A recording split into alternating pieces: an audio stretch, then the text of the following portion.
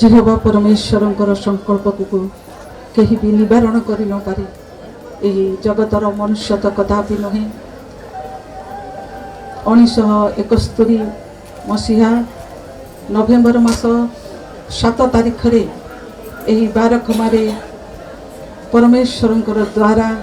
एक फूल फुटी से ही फूल से जिहोवा परमेश्वर द्वारा ईश्वर ताहांकर अभिनत प्रकार नवेम्बर मास 22 तारिख 2 नवेम्बर मास 22 तारिख यही 2024 रे परमेश्वर द्वारा तोड़ा गला।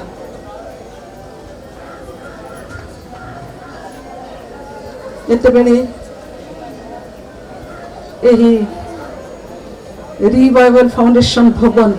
जो प्रांगण रे आपण माने बसी अछंती यही आरबीआई प्रांगण रे उपस्थित थिबा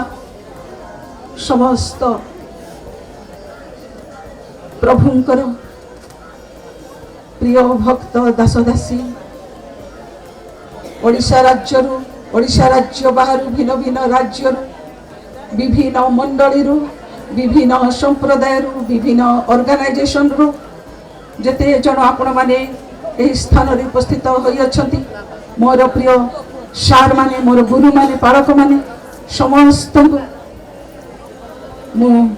जेते जन मीडिया भाई माने भी अछंती जो माने भी आमान को सहित अछंती जो भाई माने आमान को ऑनलाइन रे पढ़ाई ने अछंती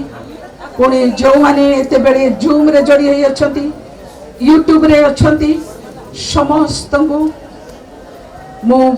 भौणी रेवरेंड दीप्ति नायक रिवाइवल फाउंडेशन तरफ रिवाइवल फाउंडेशन रो पिता बड़ भाई गुरु सार कर यही अंतिम यात्रा रे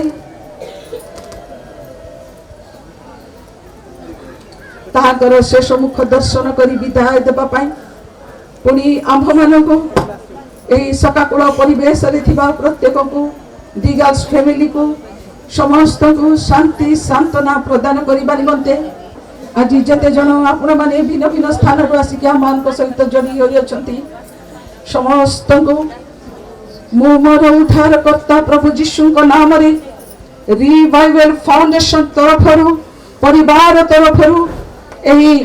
विशेष अंतिम यात्रा रो सेवा कार्य मध्य को समस्त को प्रभु यीशु ख्रीष्ट को नाम रे स्वागत जनाउछि। आपण मानकर प्रेम पाई आपण मानकर प्रार्थना पाई आपनकर उपस्थिति पाई आमे आपण को कृतज्ञता ज्ञापन करूछु। आपण मानकर उपस्थिति आमान को निश्चित भाव रे सांत्वना प्रदान करूछि। आपण मान को देखि कि या माने बड़ पाउछु। प्रभु आपण को आशीर्वाद करंतु। रिवाइवल फाउंडेशन तरफरु आपण मान को पुनर्बार मु एही सकाकूल परिवेश रे थिबा एही सेवा कार्य मध्य को